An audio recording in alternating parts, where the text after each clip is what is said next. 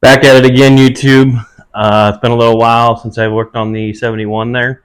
We had a bunch of changes happen, a bunch of things happen all at once.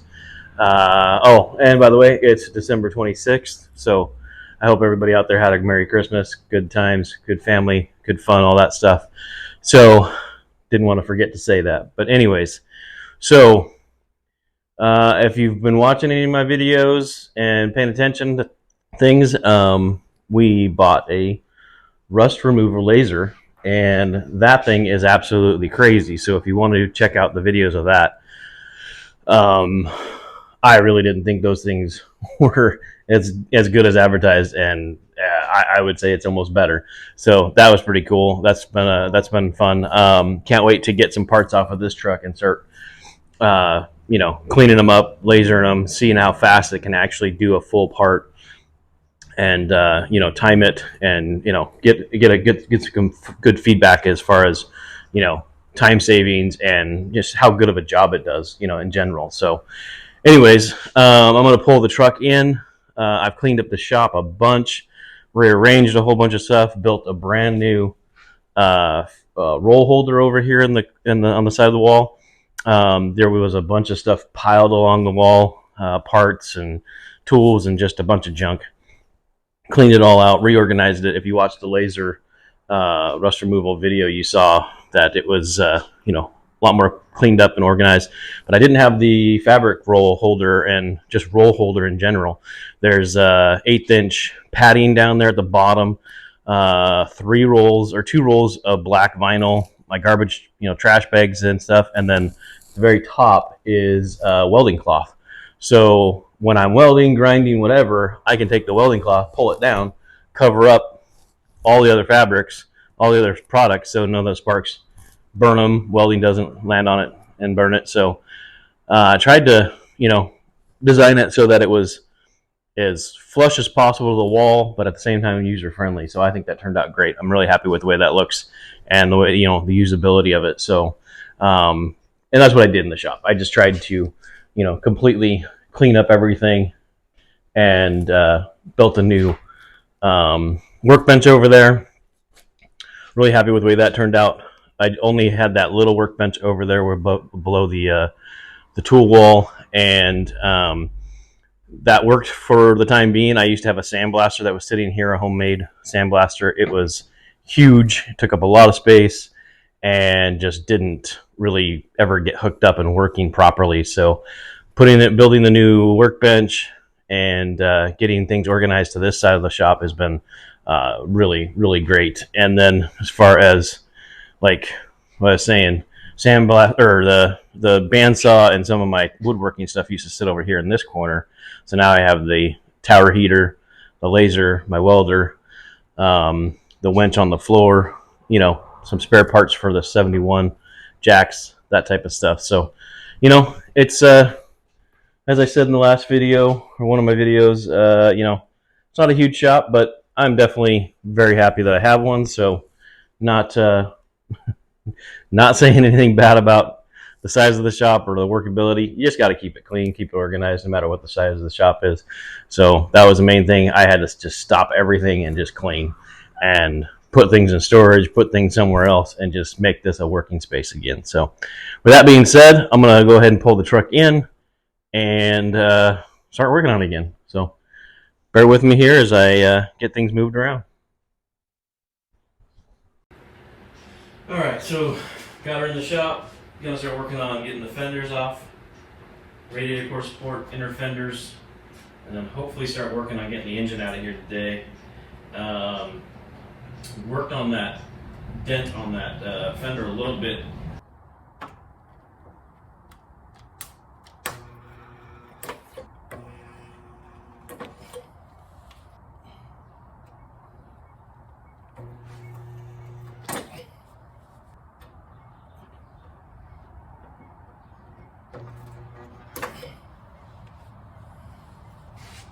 All right, go ahead and try those and see if this does anything.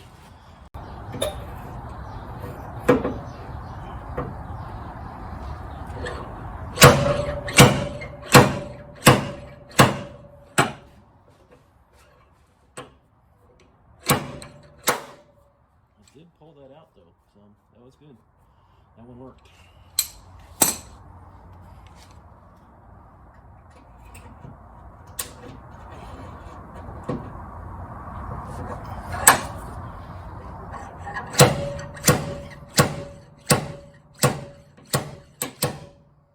Yeah, that's moving too. Got a rounded edge to it right here that I don't want that to pull. I want that to go back to being somewhat flat, so gotta be careful here.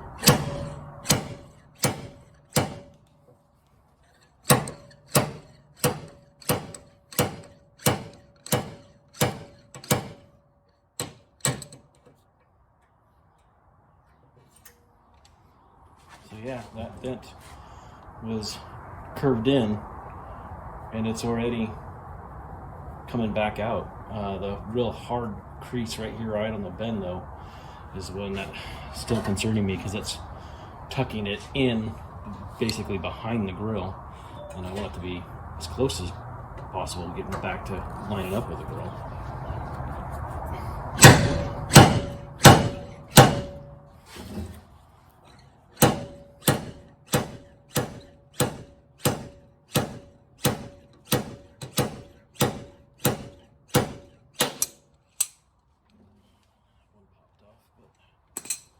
Okay,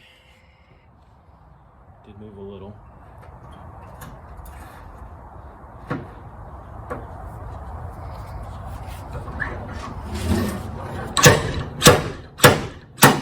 Yeah,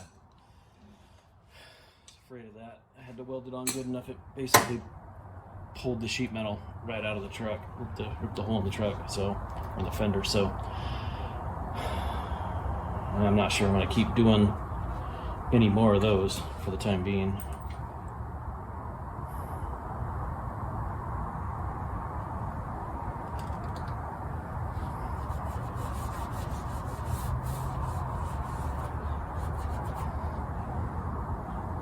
I'll have to think on that one, see about if I want to do any more and risk making little pinholes where I got to go back and weld right next to the paint, right next to the, to fix that. So it's the downside of doing that. People would say, oh, just Bondo that or whatever, but I'm trying to, let that go back to rust there and whatever, so you can't really Bondo that hole. You got to go in there and weld that. And the problem with getting it, any hotter, as you can see, once that heat starts getting in there, then you start to take away more paint and more and more and more paint. So I'll have to see. It's all right.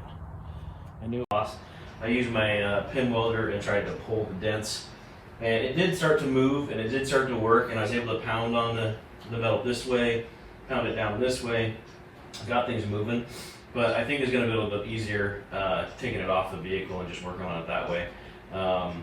With it being bolted in place and solid, I thought, perfect time to use the pin welder and slide hammer and try to pull those dents and stuff. But it's just too heavily creased on an already, body line crease there. So it just didn't work out. But that's the thing. That's with body work. Sometimes you just keep trying until you figure out how to get to that back out of that panel, or pull the metal, move the metal, heat up the metal, whatever you got to do. I'm also trying to not, remove any more paint than I absolutely have to, because I'm trying to keep this as an original paint truck, patina truck, and not do too much more damage in the area. Obviously pull that dent back, get the grill to fit nicely again, and line up as best as possible, and then let it go back to rust. Not a big deal there, just a small little corner, but I'd like that grill to fit in there better and fit up against the fender nicely. So gonna start working on that. Probably once I get that fender off, I'll try to show some work on trying to get that dent out a little bit better. It does look better than it was, but it's not not where I want it to be yet. So he's getting there. Obviously the pins pulled the sheet metal, put a little hole in it, so I got to do some welding on that and fix that as well. But we're getting there. But yeah, so I'm gonna put my coffee down and get to work.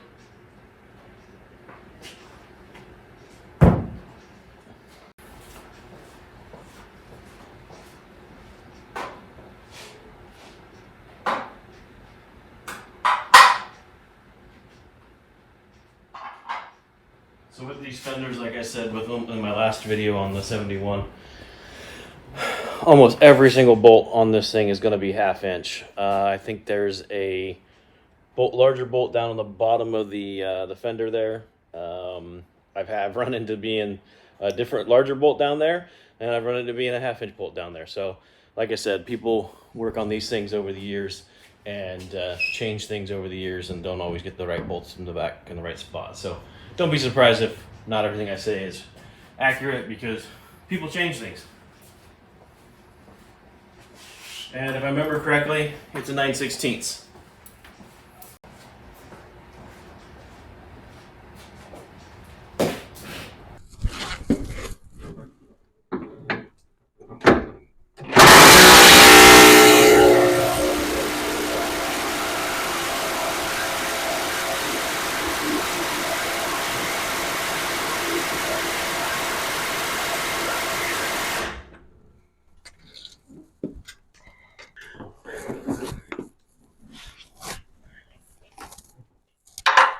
And these bolts can be terribly rusty, and the tab can break, the bolt can break. There's a number of things that will happen with this spot because of the corrosion and getting splashed with moisture its whole existence. So be aware of that. It's gonna most likely break on me here. I can feel the bolt binding up, and it's probably not gonna survive this.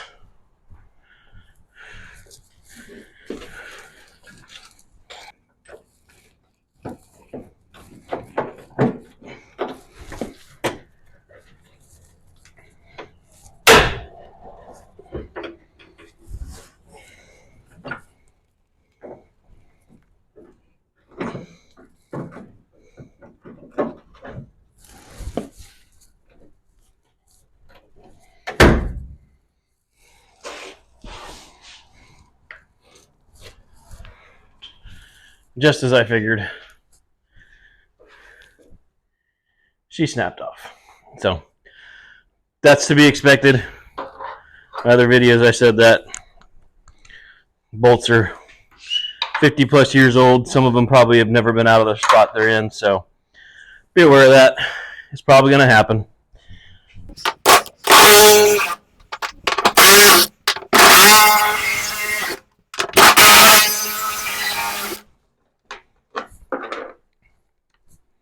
Another broken one.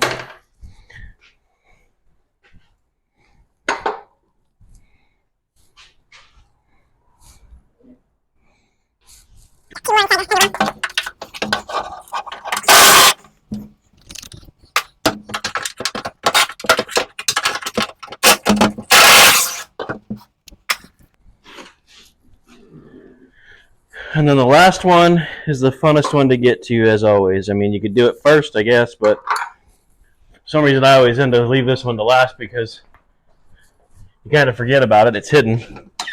It's in the door channel. And you got to reach in through a little hole in here, which is obviously almost always too small for your hand to fit. And reach in there and try to turn it. You know, depending on your ratchet, you might get 1 to 2 clicks. So it's always a fun one to do.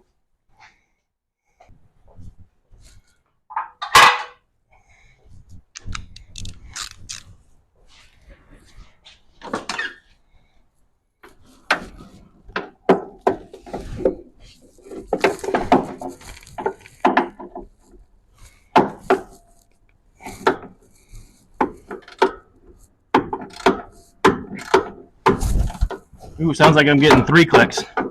I was wrong.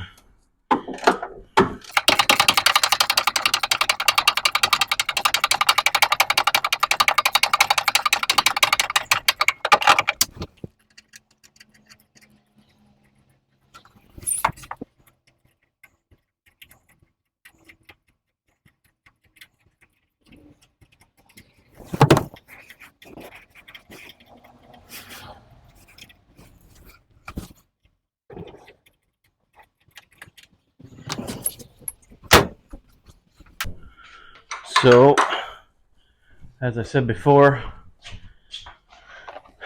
don't forget to bag and tag. Get yourself a box of Ziploc bags.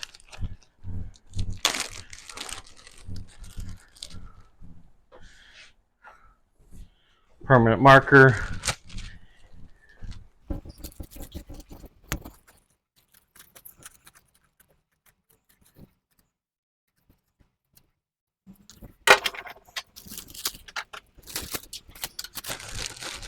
And I even try to bag up the broken ones because then that reminds me that I broke them when I go to put things back together. And, you know, whether you go to buy new ones and replace all of them all at once, you know, then you still have the quantity that you need when you look in the bag and count them up and buy new ones. So I believe this should be free.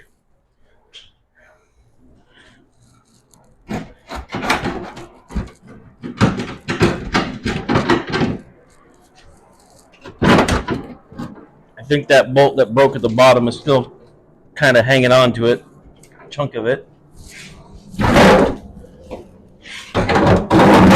There we go.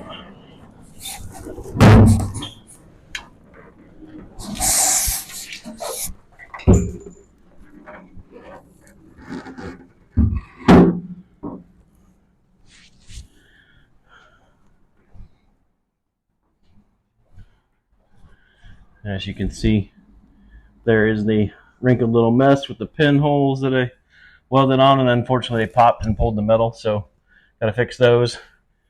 Pull that, get that crinkle all out of there. But it's way up in that little corner up there, so that could be fun to try to get to. But anyways, such is life when you're doing cars. But yeah, the pocket here seems to be solid. No rot. There's just surface rust on it.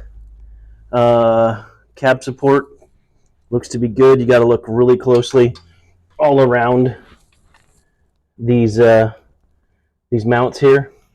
So all around this mount can look fine, and then these back here, you know, can look fine. But if you start noticing, you know, bubbly looking rust, you may have issues. So, but it's not. You also, what you'll see is these things will start to compress. So this will look like it's fine, but if you look here, like the rubber's disappearing, it's literally caving in over the top of it, and so the whole cab is then starting to lean forward, especially if both sides go. I've seen them where this is like completely gone and nearly sitting right here on the metal, and you can't see the rubber anymore.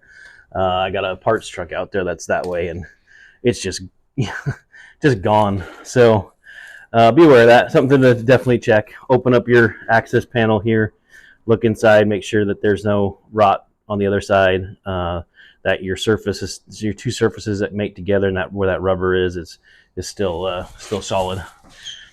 You know, I mean, there's only 4 bolts that hold a cab on to the frame.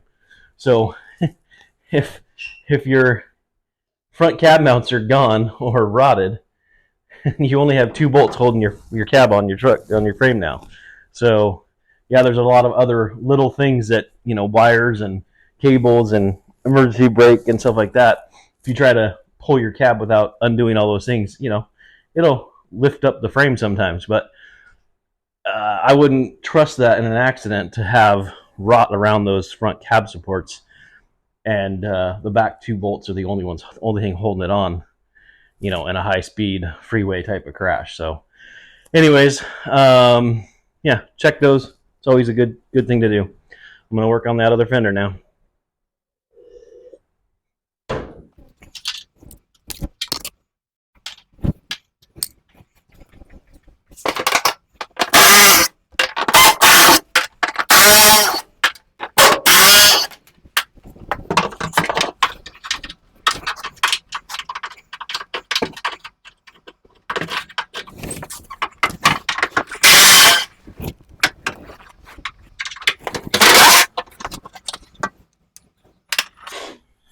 Alrighty.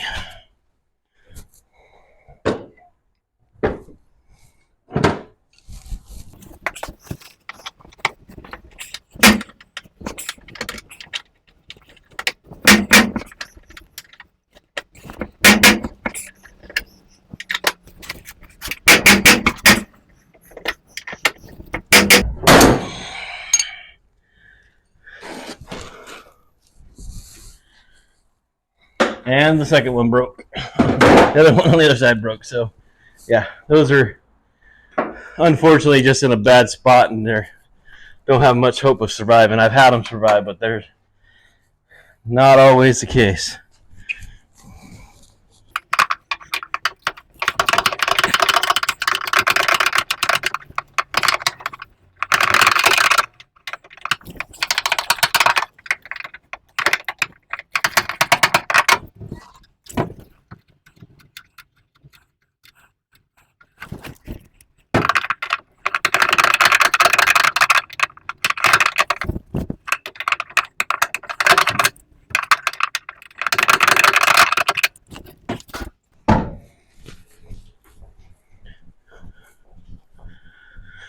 So I want to show you guys what I'm talking about in the door frame here.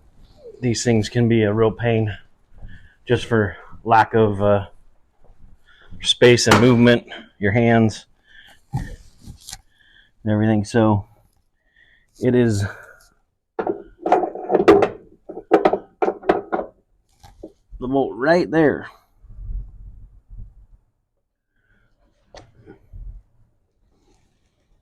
You just see it in there, and your wrench doesn't want to stay on it, your ratchet doesn't want to stay on it. Try to get it lined up, try to turn it.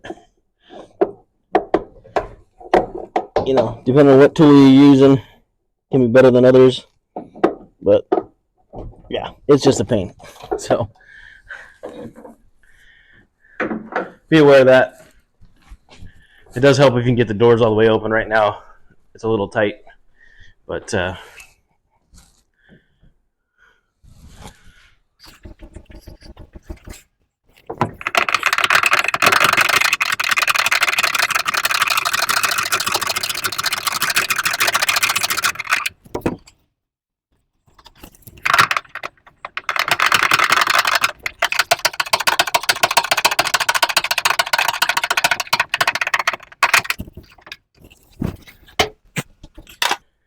all right. Gather up all the bolts, get the tools out of the way for a second.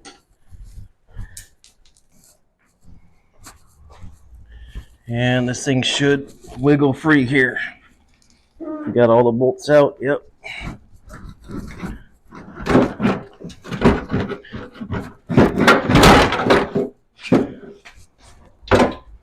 There we go.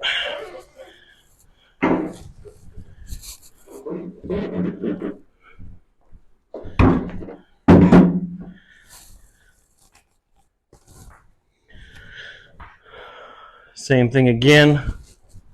Come over and inspect the cab supports. Make sure everything's looking normal, everything's looking like it's supposed to. Inspect your cab corner here, the door pocket jamb. This will rot out. This will rot out up in here. So make sure you're checking all these areas. Obviously you can see a bunch of pine needles, a bunch of crap gathers up inside these pockets. This goes, the vent from the top feeds down into here. So if it's parked under a pine tree, it just fills up with all kinds of junk and then sits in there and rots. So I'm gonna access that from the inside of the truck, inside the cab, clean it out real good, do some rust treatment in there, and then coat it real good. So I don't know how well they get coated, if they get coated at all from the factory. So sometimes you're dealing with, you know, just almost bare sheet metal inside some of these cavities. So it's no wonder they, you know, rot out. But this one's looking pretty good.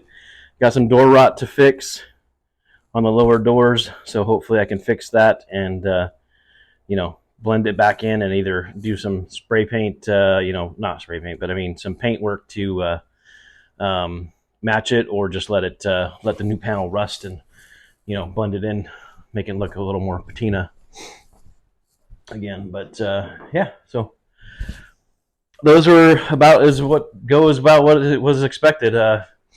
You know, they want to fight you, they want to, you want, bolts want to break and that stuff. So just be aware.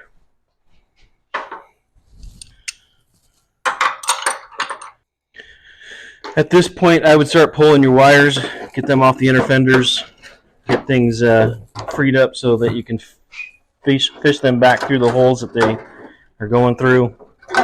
This one, you typically have a ground up here you got to unscrew and fasten. Feed all the wires back through the radiator core support.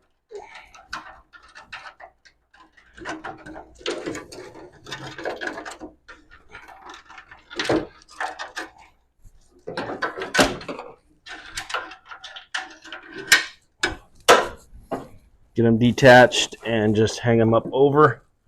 Windshield wipers make a good wire holder. Get them out of the way.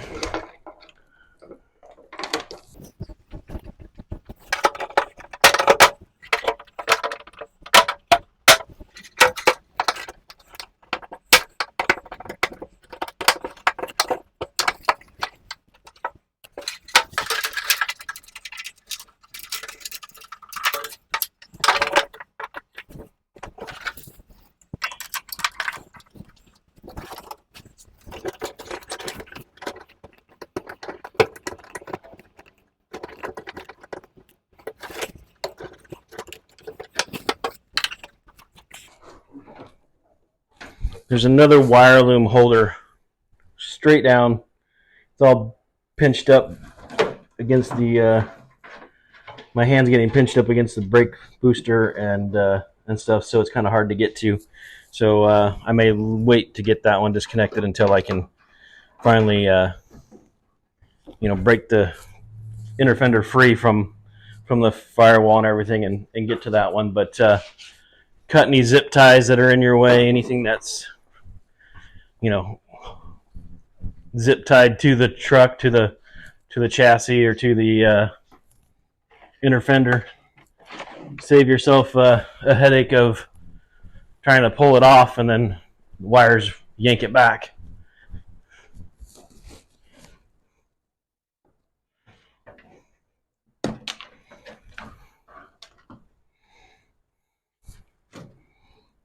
But yeah, I got one wire loom holder hanging on down there. So I'll just make a note of that and come back to it.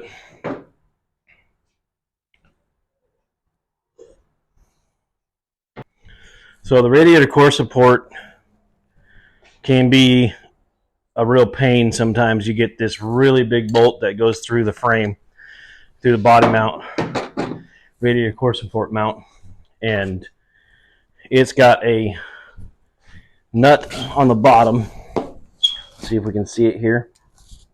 So a nut on the bottom, right there.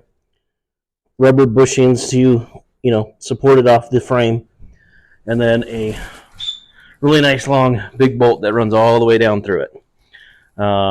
There's a number of bolts here that tie the inner fenders on both sides. And, I don't care which way you do it. You got to take them all out. I've taken the inner fenders loose. I've taken the radiator core support mounts out. It doesn't really matter. The odor to me doesn't seem to make any difference. They all got to come out and stuff before you can do anything else. So pick whichever one you want to fight with first. These are going to be far easier, the little inner fender bolts. This bolt I have had break. I've had them come out with no problem, and I've had them fight me all the way to the very last thread. So it just is what it is. To make sure to spray them down with some PB Blaster or JB Well, or not JB Well, but WD-40 or something like that to help you out. And then you also can end up having that bolt on the bottom spin. So sometimes they stay in place, sometimes they want to spin with it.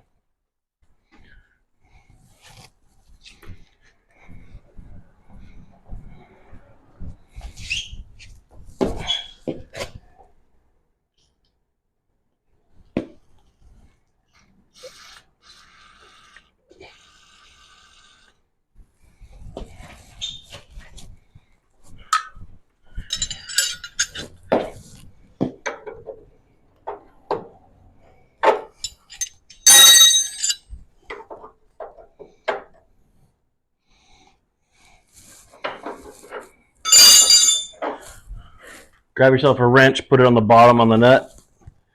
Try to wedge it against the frame so that holds, because you're most likely going to need both hands to pull that one. If you can hang on to both, that's fine. If you got an air tool impact that's, strong enough to break this free, you can try that. Have a buddy hold the wrench, but working by yourself, you just got to try to make do with what you got.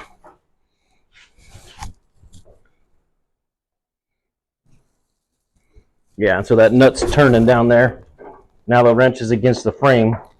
So my next turns should bind that up and start to break that free.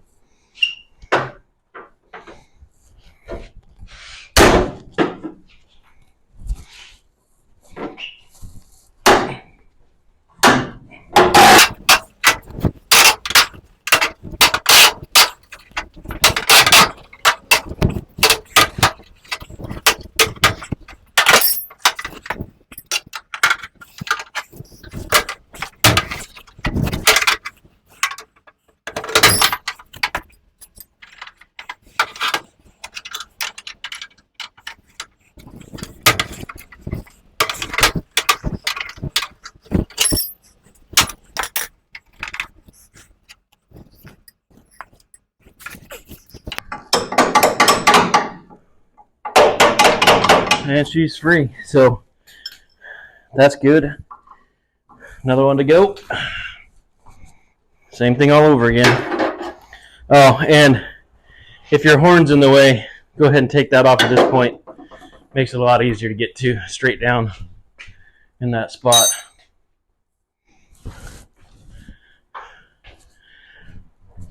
See, straight down, that horn is in the way, so go ahead and pop that off.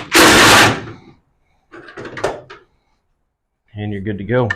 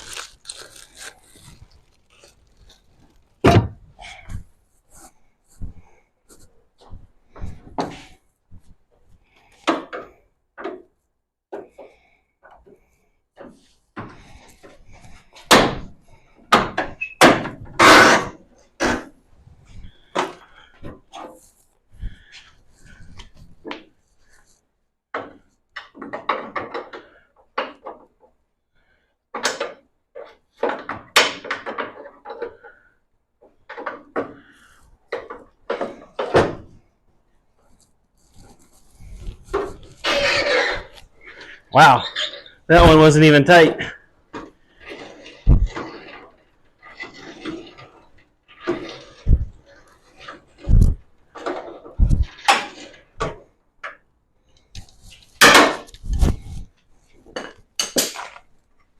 That had to be one of the easiest ones I've ever done. That one was typical. The driver's side one was typical. Passenger side one was finger, almost felt like finger loose. I barely pulled on that. So hey, you get lucky every once in a while with something that's easy. I'll take it. So now it's just the inner fender bolts. 4 on that side, 4 on that side, and that radiator course report should come out.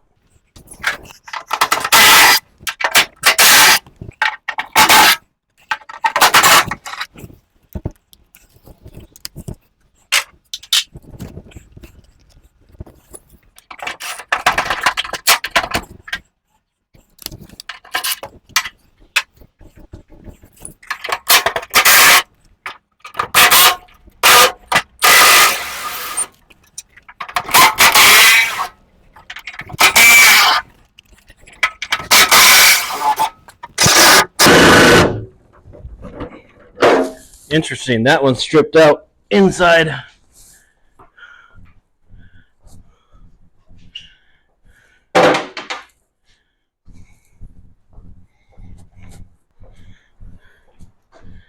There's these little square nuts that are tabbed into the radiator core support. the bolt just stripped and is spinning inside there. It didn't break. Usually they just snap off or whatever. Not this.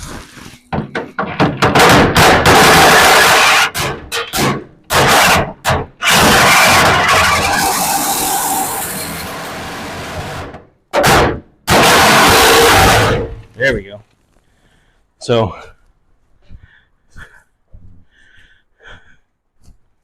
I don't know if we're going to be able to see that or not, but you see those threads just completely stripped. So taking the hammer, hitting it on there as I was turning, forced those good threads back into the nut area and allowed it to spin, catch them and spin it back out. Grab all these, same thing.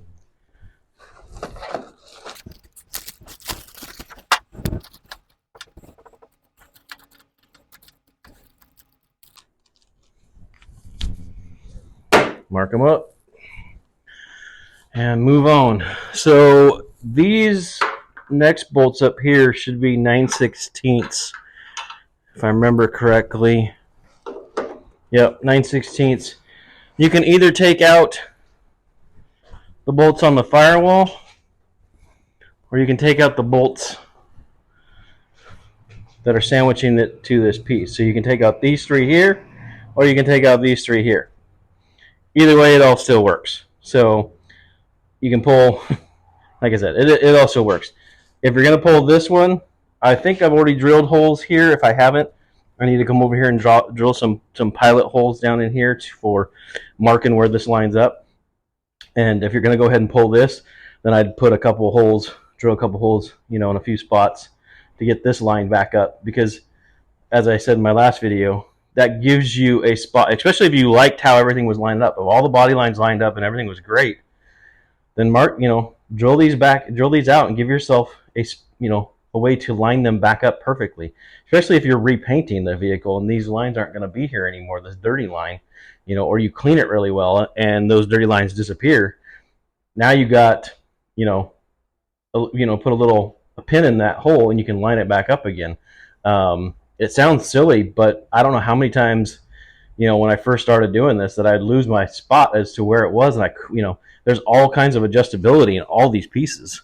So if you can save yourself a few minutes of time or a lot of frustration in the end, why not drill those out? So anyways, radiator core support is drilled out. It is marked. So now I should be able to pull it free as long as all the bolts are out. Sometimes we got dirt and grime. Oh, and we got one more bolt hiding up here at the top I didn't see. So there was 5. There we go. That 5th one, I got it on the other side. It was hiding from me on this side. All right, now this should be free.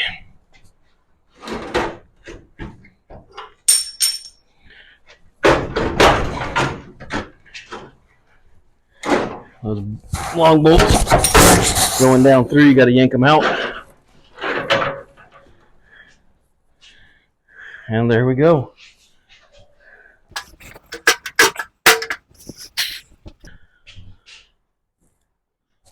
So, yeah. Set it off to the side, get out of your way. Save your washers and spacers. These things are very important to getting it lined back up again. If they're corroded to the point that they're no good and you're not going to reuse them, then count how many you got on each side. This side looks to have 3, possibly. That last one is pretty corroded. It might be only 2. This side looks to only have 1. And then you also have to check the radiator core support itself to see if they stuck to the bottom of it over here. I don't feel anything on that one. So, but sometimes they are so corroded they stick to it and stay with it. But yeah, so make a note of these. bag and tag them, write which side they are and how many, and it'll make your life easier when you go to put things back together. Because I've seen people not put these back in on a customer's truck I was working on, and the whole front end was sitting sideways, and I couldn't figure out why.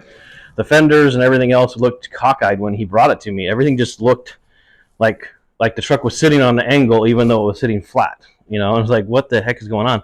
And it was all these spacers were missing, and the driver's side, needed like 3 of them or 4 of them.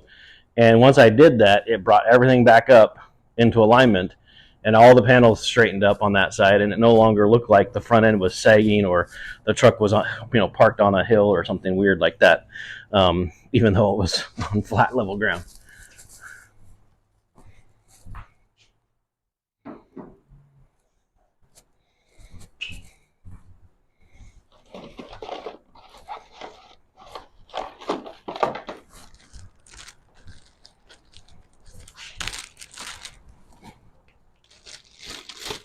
And I actually think there is.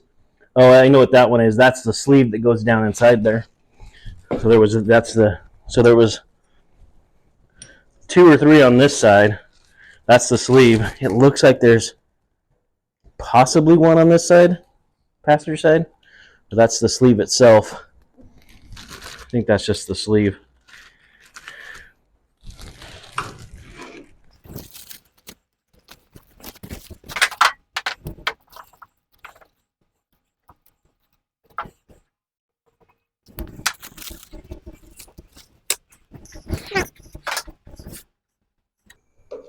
Yeah. Yep. That's just the sleeve part of the frame mount there.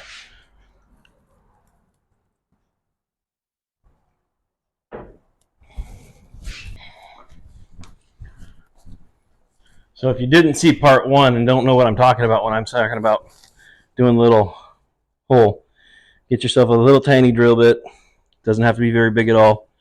Find a spot between the bolts and do a little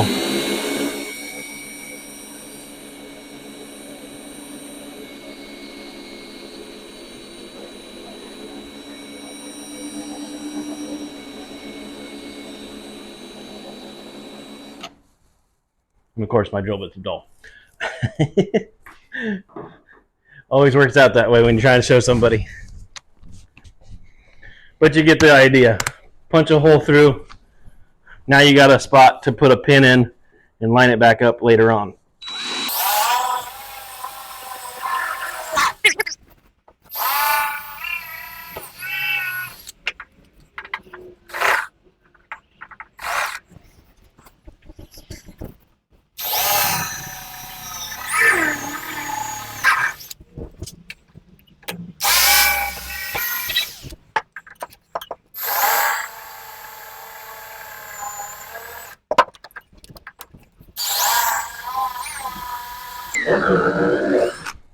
I like to do 3 holes. It's kind of like with anything. You can triangulate the point of now you're lined up perfectly.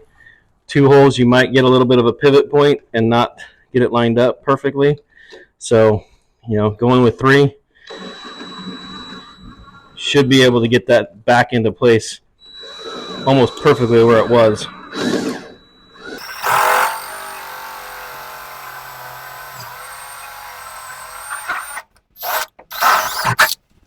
All 3 done.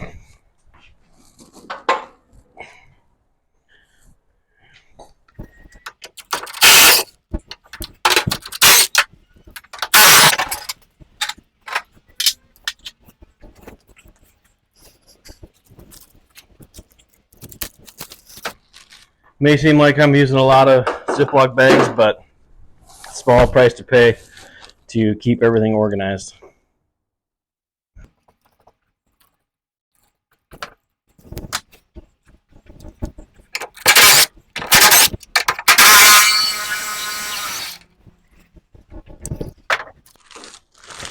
And to be honest, I probably should have pulled the bottom ones first. I forgot about the rubber ones that are down here in the bottom.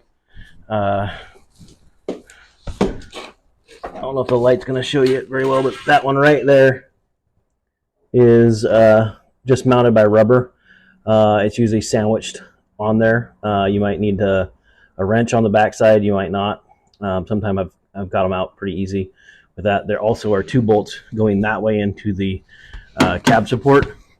Sometimes they're turned where the rubber is turned back this way and you can get to those bolts, and sometimes they're not. So this one looks like they're turned the opposite direction. And that's 1/2 inch.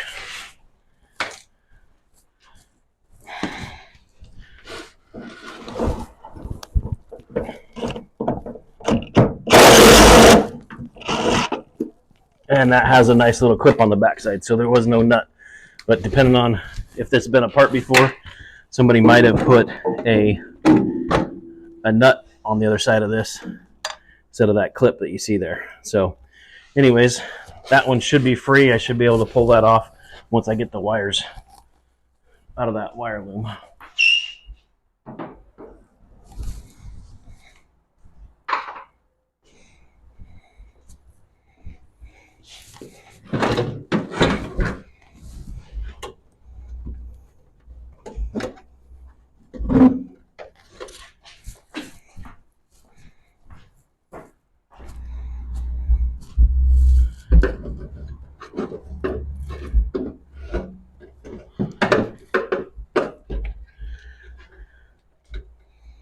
There we go. Another part down.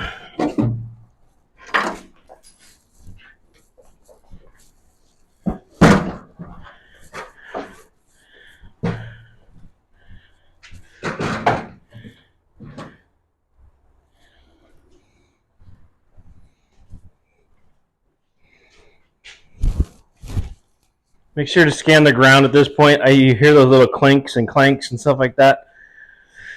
See what fell. Take a minute to see what it was. Pick it up, bag and tag it.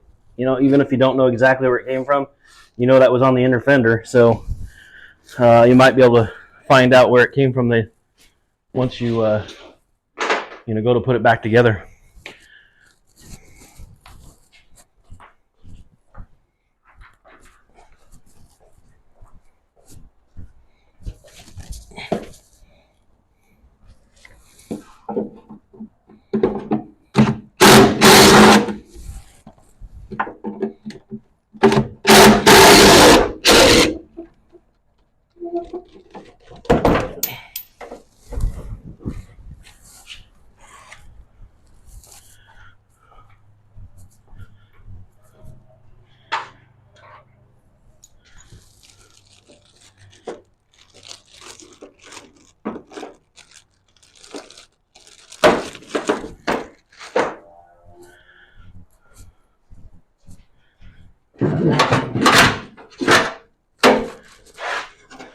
Everything disconnected. She should come free. And there she be.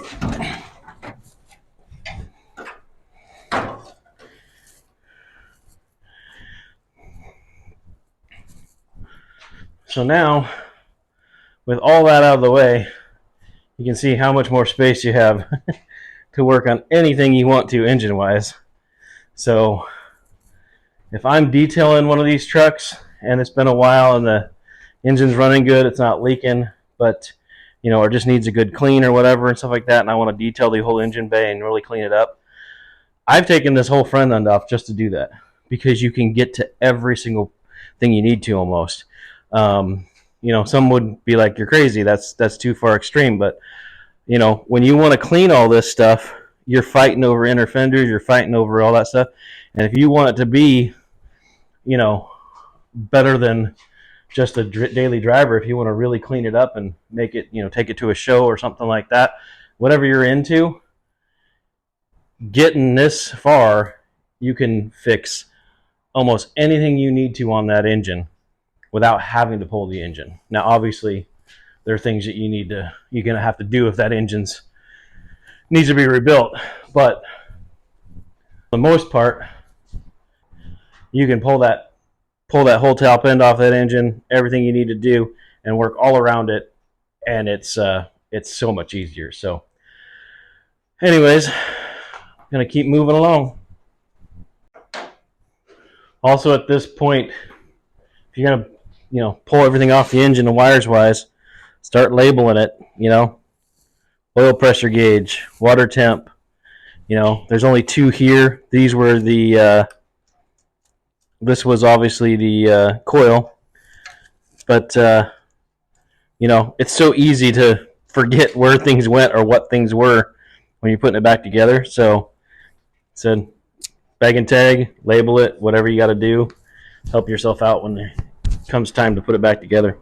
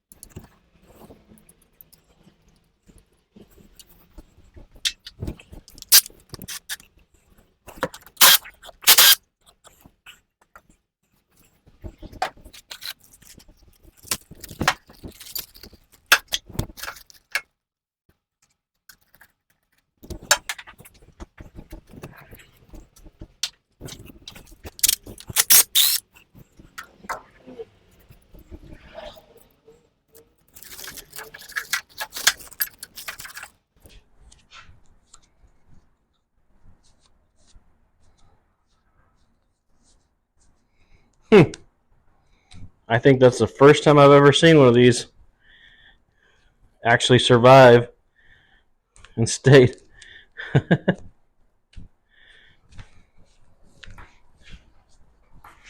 So this was mounted underneath the coil, and it actually says 360 71 K304. I can't get that last little part to clean off.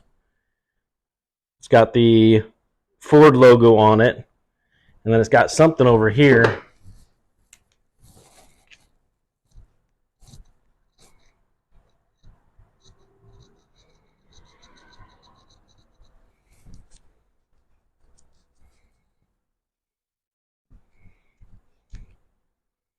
Something 1E. So I don't think I've ever seen one of these tags survive this, on any of the trucks I've worked on. That's pretty cool. Just a engine tag, because this, we all know the stampings on the 360, 390. You don't know for sure what you got until you measure the stroke or go through a lot of other things. But that's kind of cool. I don't know if this engine's going back in this truck. I'm pretty sure it actually is not. I have a lead on a 390 and completely rebuilt and or being built right now. So probably going to be a 390 back in this truck. I just don't see any point in putting the 360 back in, knowing that the something in the oiling failed. Whether this one gets rebuilt and reused again will all just depend on how much damage was done when it failed. There was definitely metal on metal, squealing, grinding, bad noises. Very, very bad noises happening when this one failed. So we'll see. I don't know if this one's going to get saved or not.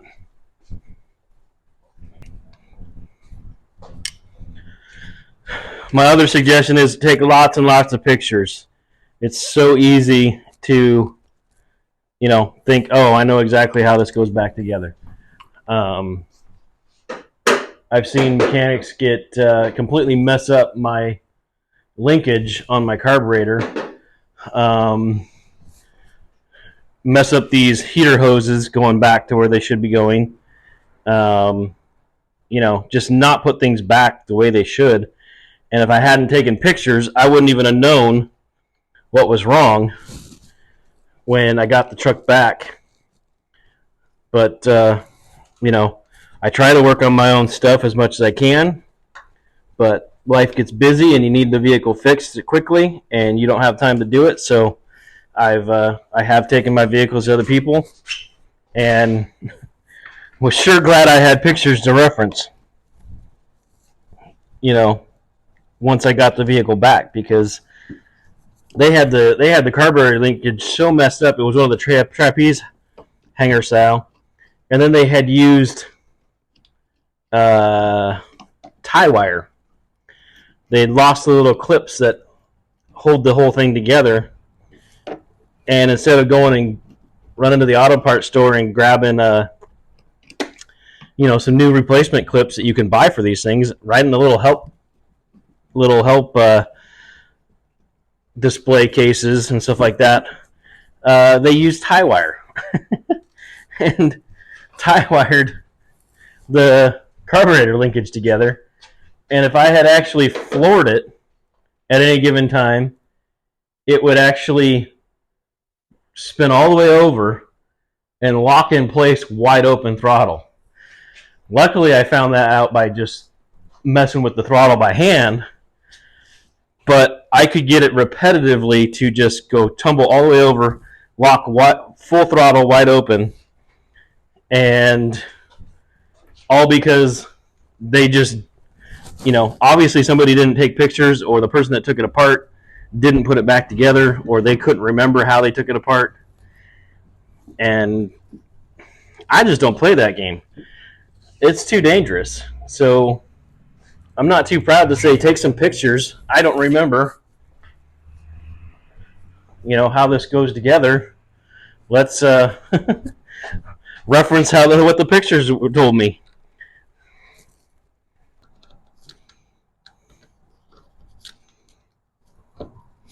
If you're not going to do your heater core support, be careful in this area right here, because as I can feel, this one's moving around inside the heater box.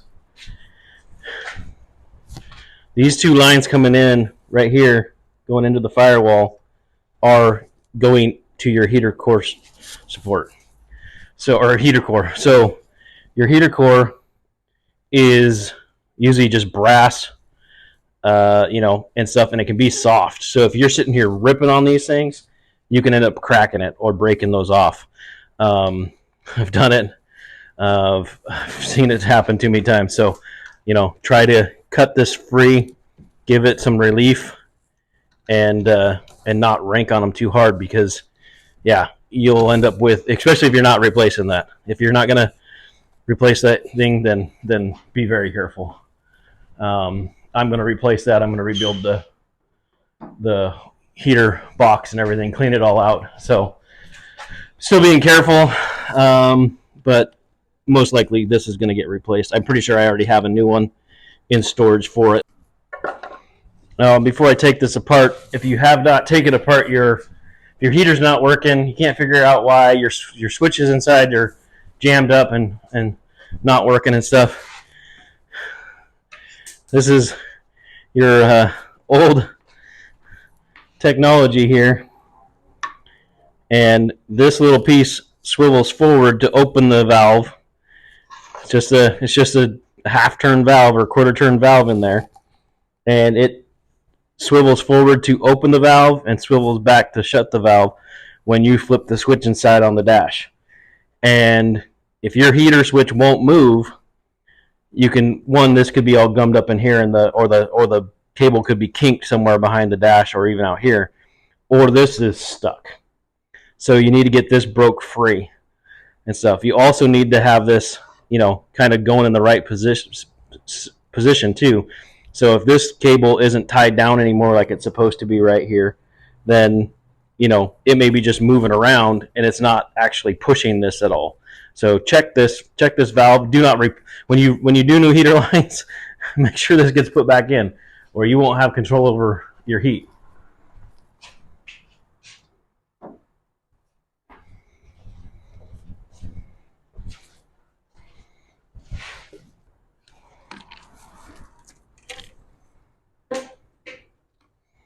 Yeah, and that's looking pretty nasty inside there, so it's going to need some heavy duty cleaning to see if it will even be salvageable. And if not, gotta go on the hunt for a new one.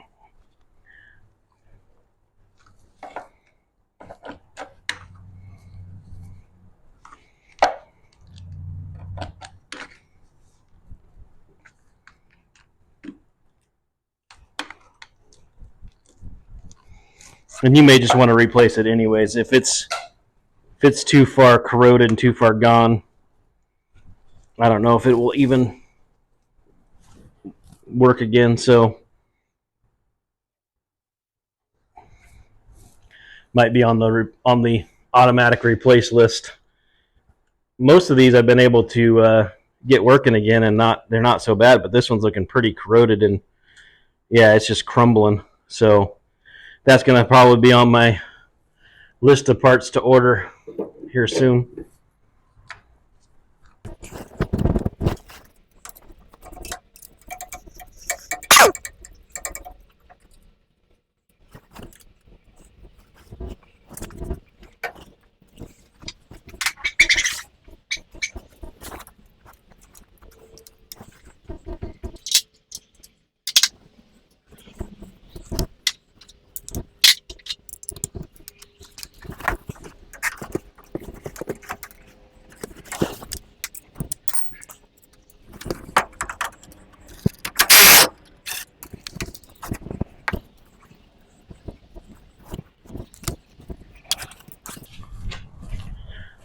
So these exhaust manifold bolts on this side really surprised me. They usually they are so rusted on that they definitely break, and everything, and all of them came out with relative ease.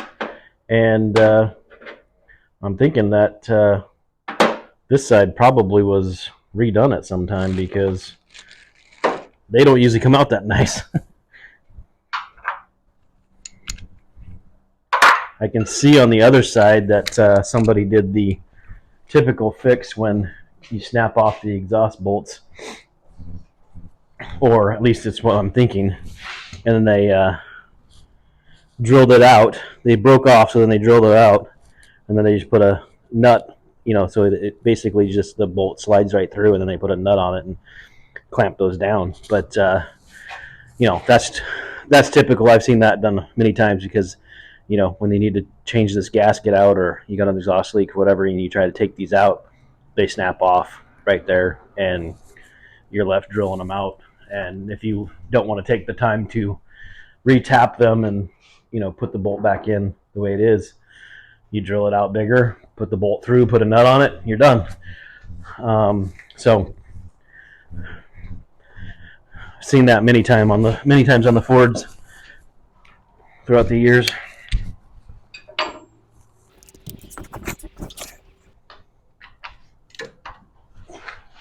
Yeah, these manifold bolts on this side they're barely even tight. I don't remember this having an exhaust leak or any type of exhaust issues. It sounded pretty good.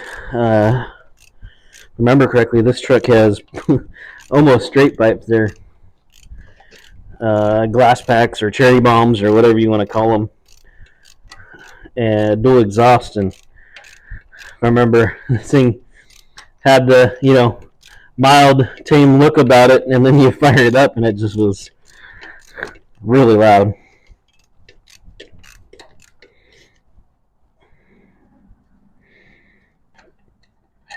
But yeah, these bolts are really clean. I'm thinking they're not even rusty, so I'm thinking this has been redone on this side.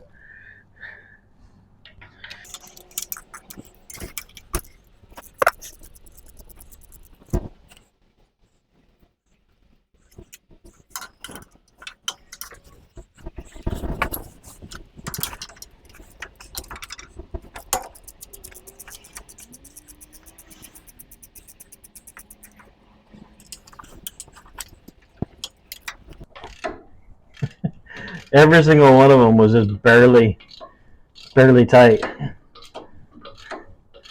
And those exhaust manifolds are falling away already with this last bolt. I can't believe that I didn't have a leak on this side with them being that loose and the manifold just falling away.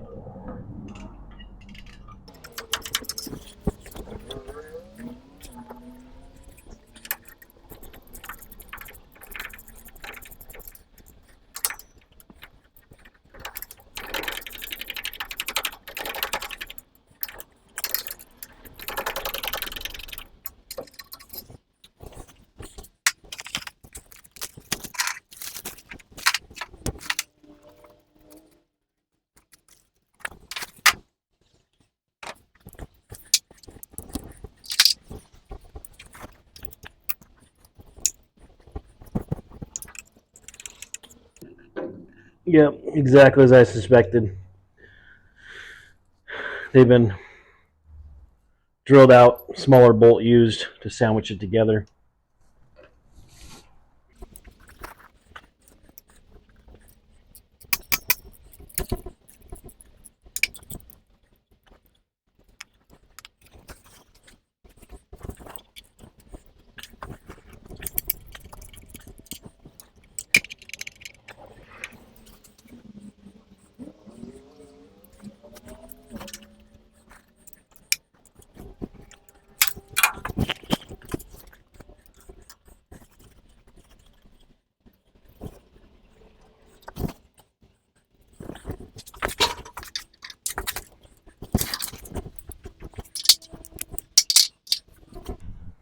So those bolts were a half inch, and then back to bottom bolts are now back to 9/16.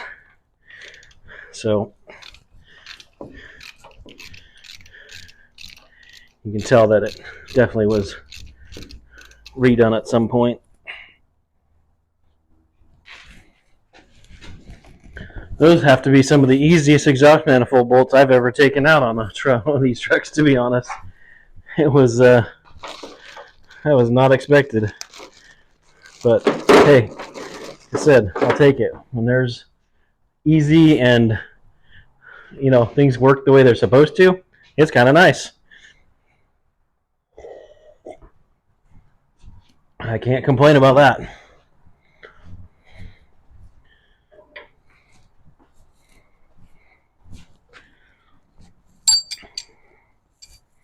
So I'm hoping this engine will still turn over by hand.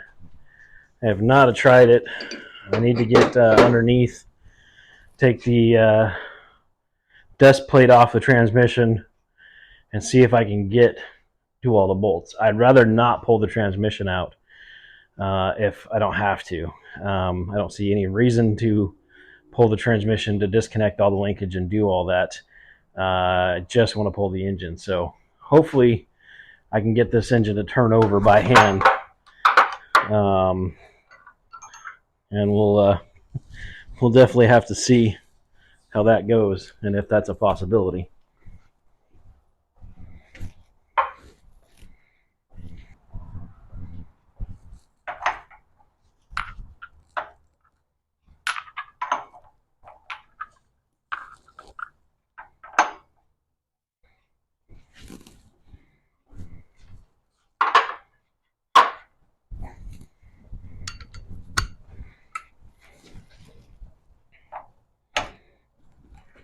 Oh, and she moves without any problem at all.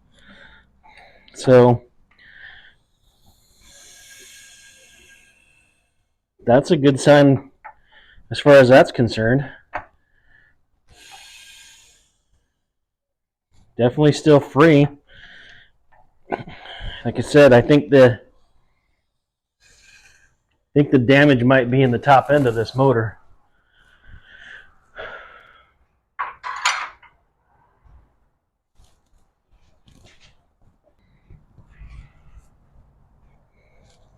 Oh yeah. So probably need to jack this thing up, get it blocked, get some space underneath there, because I am not a small guy, so I need a little more room, and we'll go from there.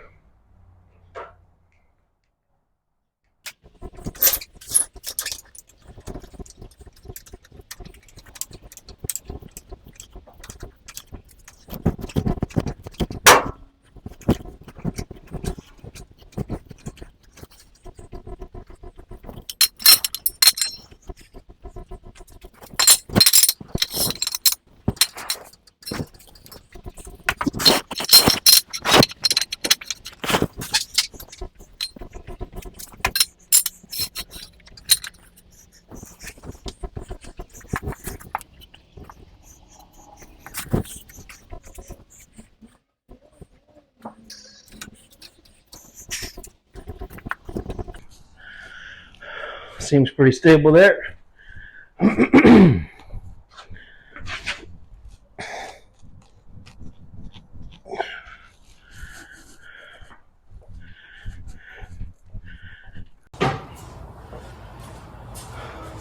ready to pull this thing. I think I got the transmission all disconnected back there.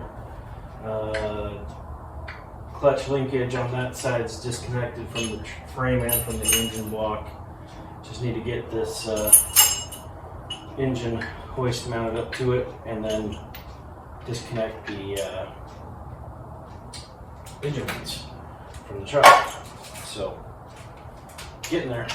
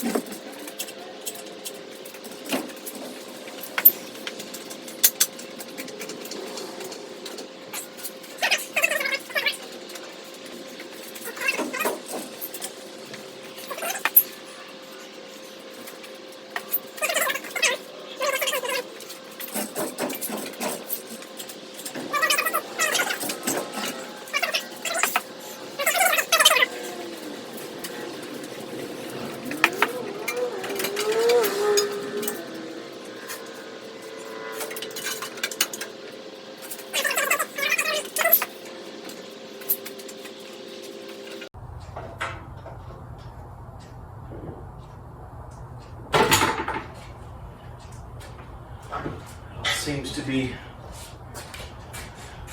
more loose now. There we go.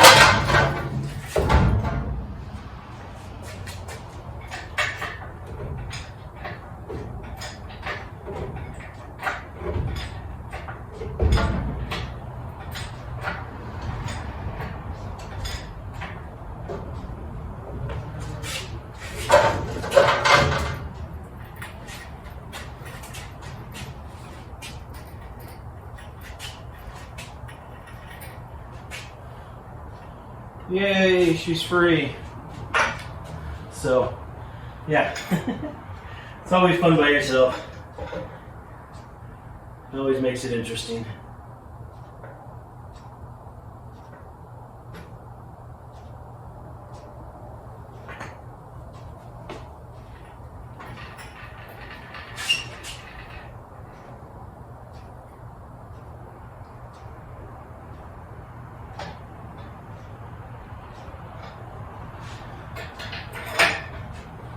Need to go get some blocks for it, set it on there so it doesn't sit on the flywheel.